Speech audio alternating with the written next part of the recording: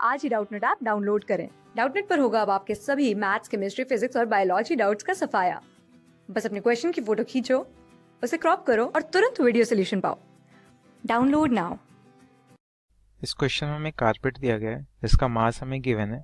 इस कारपेट को रोल करके हमने एक सिलेंडर बनाया जिसका रेडियस हमें कैपिटल आर गिवन है।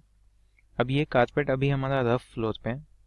अब इसको हम एक नेग्लिजिबली स्मॉल पुश यानी ऑलमोस्ट जीरो फोर्स लगा के पुश दे रहे हैं और पुश लगाने के बाद ये कारपेट जो है अनरोल होना शुरू कर देता है, ठीक है। और इस अनरोलिंग प्रोसेस में ये फ्लोर पे स्लाइड नहीं करता है। तो हमें बताना है कि इस सिलेंड्रिकल पार्ट की हॉरिजॉन्टल वेलोसिटी क्या होगी जब रेडियस सिलेंडर का r/2 हो जाएगा, ठीक है। तो सपोज कि हमारा सिलेंड्रिकल कारपेट, इसका भी रेडियस r है और ये हमारा फ्लोर हो गया जिस पे हमारा कारपेट रखा हुआ है, ठीक है। अब जब हम इसको पुश दे रहे हैं तो कारपेट हमारा रोल करने लगता है, इनफैक्ट अनरोल करने लगता है और उसका जो डायमीटर है हमारा सिलेंडर का वो कम होने लगता है और एक पॉइंट पे उसका रेडियस r/2 कुछ हो जाता है, ठीक है। तो सपोज ये वो इंस्टेंट है जब रेडियस हमारा r/2 हो जाता है, ठीक है। तो यहाँ आप देखो वो जैसे रोल करता है तो उसके सेंटर ऑफ मास की कुछ वेलोसिटी v होगी और ये रोलिंग कर रहा है तो कुछ ओमेगा भी होगा, ठीक है। क्वेश्चन में गिवन है कि ये स्लिप नहीं करता है, तो स्लिप नहीं कर रहा इसका मतलब क्या, ये जो हमारा पॉइंट ऑफ कांटेक्ट है कारपेट का फ्लोर के साथ उसकी वेलोसिटी क्या होगी, 0, तभी तो स्लिप नहीं करेगा। और इनफैक्ट ये रफ फ्लोर है पर इसकी वेलोसिटी अगर 0 है तो आप क्या बोलोगे, वर्क डन बाई फ्रिक्शन हमारा 0 होगा। क्यों? क्योंकि किसी भी फोर्स का आप वर्क डन कैसे लिखते हो, force into displacement along the line of action of force. तो ये डिस्प्लेसमेंट जो होता है हमारा वो पॉइंट ऑफ एप्लीकेशन का होता है। तो इस केस में आप देखो पॉइंट ऑफ एप्लीकेशन जो हमारा फ्रिक्शन का है वो पॉइंट ऑफ कांटेक्ट होगा, क्योंकि कांटेक्ट पॉइंट पे ही हमारा फ्रिक्शन लग सकता है और कांटेक्ट पॉइंट हमारा स्लिप नहीं कर रहा तो उसकी वेलोसिटी 0 है। अगर वेलोसिटी है तो उसका डिस्प्लेसमेंट हमारा क्या होगा, 0। तो आप क्या बोलोगे, फ्रिक्शन का वर्क 0 है क्योंकि डेल्टा एक्स हमारा 0 हो गया। तो work done by friction is equal to 0 हमारा यहाँ से आ रहा है। तो आप बोलोगे अगर वर्क डन हमारा 0 है फ्रिक्शन का, यानी कोई डिसिपेटिव फोर्स एक्ट नहीं कर रहा, किसी डिसिपेटिव फोर्स का वर्क डन नहीं होता, तो टोटल मैकेनिकल एनर्जी हमारा सिस्टम का कंजर्व रहेगा, ठीक है। अब यहाँ पे हम वापस आ जाते हैं। ये जो पॉइंट हमारा था इसको हम अगर P बोल दें तो आप देख सकते हो ये सिलेंड्रिकल कारपेट जो हमारा अभी जनरल मोशन कर रहा है और जनरल मोशन में किसी भी पॉइंट का वेलोसिटी कैसे लिख सकते हो। सपोज अगर P का हमें वेलोसिटी लिखना है तो आप लिखोगे v of P with respect to centre of mass plus v of centre of mass with respect to ground. तो ये जो हमारा पहला कंपोनेंट है v of P with respect to centre of mass वो हमारा यहाँ पे क्या आ जाएगा।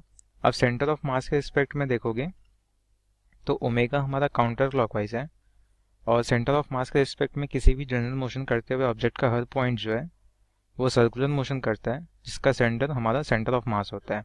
तो यहाँ पे हमारा ये सेंटर ऑफ मास है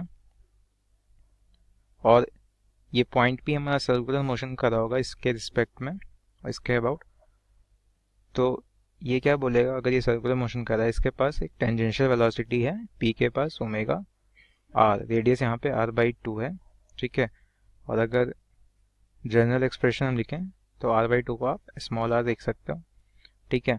तो ये हो गया हमारा ओमेगा r इस डायरेक्शन में, प्लस हमें velocity of centre of mass add करनी है जो कि हमें इस डायरेक्शन में गिवन है। आप देख सकते हो अगर v ऑफ P 0 होना है ताकि स्लिपिंग ना हो तो यहाँ से हमारा क्या कंडीशन आता है कि v is equal to omega r, ठीक है। तो ये हमारा होल्ड करेगा किसी भी इंस्टेंट पे, चाहे वो ये इंस्टेंट हो या ये इंस्टेंट हो या इनिशियल इंस्टेंट हो, v is equal to omega था हमारा हमेशा होल्ड करेगा ताकि स्लिपिंग ना हो, ठीक है। अब यहाँ पे आप देखो अगर टोटल मैकेनिकल एनर्जी कंजर्व्ड है तो हम इनिशियल एनर्जी और फाइनल एनर्जी को इक्वेट कर सकते हैं और फाइनल एनर्जी हमारा v और ओमेगा के टर्म्स में आएगा। v और ओमेगा टर्म्स को हम यहाँ से रिलेट कर सकते हैं। तो फाइनली हम वेलोसिटी भी अब फाइंड कर सकेंगे। ठीक है, इनिशियली आप देखो सेंटर ऑफ मास पूरे ऑब्जेक्ट का हमारा फ्लोर से r डिस्टेंस पे है। ठीक है, r हाइट पे हो गया। ठीक है, इसका मास m है, और अगर पोटेंशियल एनर्जी का रेफरेंस लेवल हम यही फ्लोर ले लें, ठीक है, ये हमारा रेफरेंस लेवल है, यानी यहाँ पे पोटेंशियल एनर्जी हमारी 0 है। ठीक है, तो इस पॉइंट पे कारपेट का पोटेंशियल एनर्जी क्या हो जाएगा, mgr। ठीक है, mgh पोटेंशियल एनर्जी का फॉर्मूला होता है, तो यहाँ पे हमारा mgr आ गया पोटेंशियल एनर्जी। अब यहाँ पे कोई काइनेटिक एनर्जी नहीं है, तो आप लिखोगे इनिशियल टोटल मैकेनिकल एनर्जी क्या होगी, बस पोटेंशियल एनर्जी। ठीक है, और ये क्या हो गया हमारा mgr। इसको आप इक्वेट करोगे फाइनल टोटल मैकेनिकल एनर्जी के, वो हमारा क्या हो जाएगा। तो देखो आप यहाँ पे काइनेटिक एनर्जी भी आ गई है और कुछ पोटेंशियल एनर्जी भी है। ठीक है, तो अब देखो अगर इस सिलेंड्रिकल पार्ट का मास m बोल दें, तो इसका पोटेंशियल एनर्जी क्या हो जाएगा, रेफरेंस लेवल ये था और इसका centre of mass r/2 distance पे है, तो यहाँ हमारा पोटेंशियल एनर्जी हो जाएगा mg r/2। ठीक है, और बाकी जो हमारा मास हो गया, ठीक है, यहाँ पे आप देख सकते हो ये m जो है हमारा वो इस m के इक्वल नहीं होगा, क्योंकि ये m हम सिर्फ सिलेंड्रिकल पार्ट में जो भी हमारे कारपेट का पार्ट है उसको कंसिडर कर रहे हैं, जो फ्लोर पे स्प्रेड हो गया उसको हम कंसिडर नहीं कर रहे हैं। अगर आप उसको कंसिडर करोगे तो आप देखोगे वो हमारा रेफरेंस लेवल पे है, तो अगर रेफरेंस लेवल पे तो उसकी पोटेंशियल एनर्जी 0 हो गई, तो बस पोटेंशियल एनर्जी में कंट्रीब्यूशन इस सिलेंड्रिकल पार्ट के मास का होगा, वो mgr/2 है। ठीक है, तो ये हमारा पोटेंशियल एनर्जी हो गया। और काइनेटिक एनर्जी हमारा kinetic energy translational plus kinetic energy rotational होगा, तो काइनेटिक एनर्जी ट्रांसलेशनल आप हाफ mv² लिखोगे। यहाँ पे भी आप देखो ये सिलेंड्रिकल पार्ट में जो मास है हमारा हम बस उसी को ले रहे हैं, क्योंकि बाकी जो हमारे फ्लोर पे स्प्रेड हो गए उसकी वेलोसिटी 0 है, अब वो रेस्ट पे हैं। ठीक है, तो ये हमारा ट्रांसलेशनल काइनेटिक एनर्जी हो गया। रोटेशनल काइनेटिक एनर्जी हमारा हाफ आई ओमेगा स्क्वायर होगा, और ये आई हम उस एक्सिस के अबाउट लिखेंगे जिस एक्सिस के अबाउट ये कारपेट हमारा रोल कर रहा है, जो कि हमारा सेंटर ऑफ मास से पास होने वाला और इसके क्रॉस सेक्शन के परपेंडिकुलर हमारा एक्सिस होगा। ठीक है, तो यहाँ पे आप देखो ये और ये हमारे इक्वल होंगे। ठीक है, अब यहाँ पे हमने देखा v is equal to omega r है, पर उससे पहले हम ये I अगर लिखें तो इस एक्सिस के अबाउट मोमेंट ऑफ इनर्शिया क्या होता है सिलेंडर का, मास इनटू रेडियस का स्क्वायर बाई 2। ठीक है, ये हमारा क्या हो गया mr²/8। तो यहाँ पे अगर हम पुट करें तो पोटेंशियल काइनेटिक एनर्जी रोटेशन हमारी क्या हो जाएगी 1/2 इंटू mr² ओमेगा² 8। अब यहाँ आप देख सकते हो v is equal to omega r था। ठीक है, यहाँ पे v is equal to omega r/2 होगा, क्योंकि रेडियस r/2 है। तो अगर आप इस इक्वेशन में देखो तो आप क्या लिख सकते हो, हाफ इंटू m r/2 ओमेगा²/2, ये हमारा फाइनली क्या आ जाएगा m/4, और r/2 ओमेगा v के इक्वल है, तो ये m/4 v² आ गया।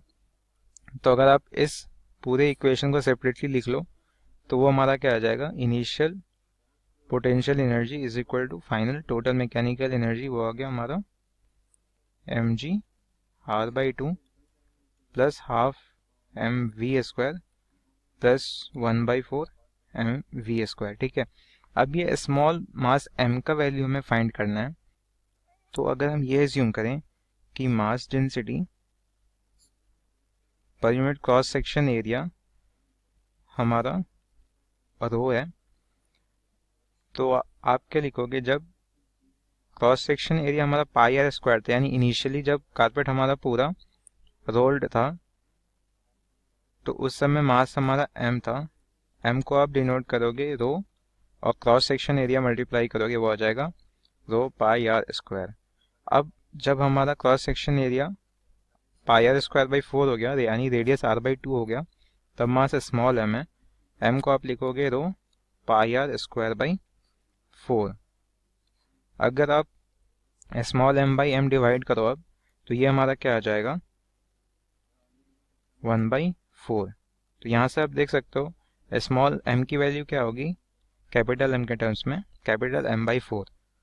अब अगर इस वैल्यू को हम इस इक्वेशन में पुट करें तो हमारे पास क्या आएगा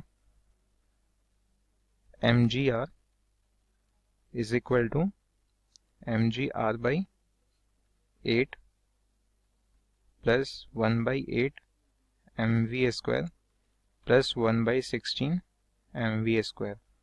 ठीक है, तो ये हमारा फाइनली क्या आ जाएगा 7 mgr/8 is equal to 3 mv²। ठीक है, ये हमारा कैंसिल हो जाएगा, 8 16 को कैंसिल करेगा, तो v² यहाँ से हमारा क्या आ गया 14 gr/3। इसका रूट ले लोगे तो वेलोसिटी हमारी क्या आ जाएगी √14 gr/3। तो ये हमारा आंसर हो गया। क्लास 6 से 12 से लेके नीट, IIT, JEE मेंस और एडवांस के लेवल तक 10 मिलियन से ज्यादा स्टूडेंट्स का भरोसा। आज ही डाउनलोड करें डाउटनेट ऐप या व्हाट्सएप कीजिए अपने डाउट्स 8400 400 400 पर।